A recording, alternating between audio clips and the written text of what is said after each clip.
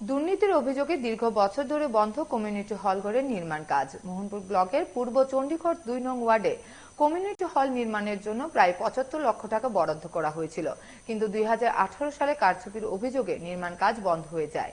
বেশ কয়েকবার এলাকাবাসী স্থানীয় প্রশাসনকে জানিয়েও কাজ হয়নি। এই অবস্থায় সোমবার সাংবাদিক সম্মেলন করে পুনরায় কাজ শুরু করতে মুখ্যমন্ত্রীর দৃষ্টি আকর্ষণ করেন স্থানীয়রা। 10 বছরই ছিল, 6 মাস কম আছে।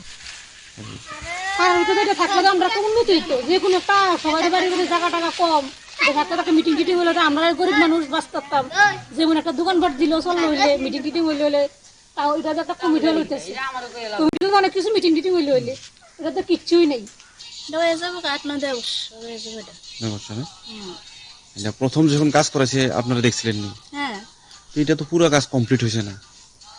পুরো কাজ কমপ্লিট হয়েছে না, কেমন জানা না, সরকার পাল্টাইছে পরে আর বড় হয়েছে না, এর আগেই বদ্ধ।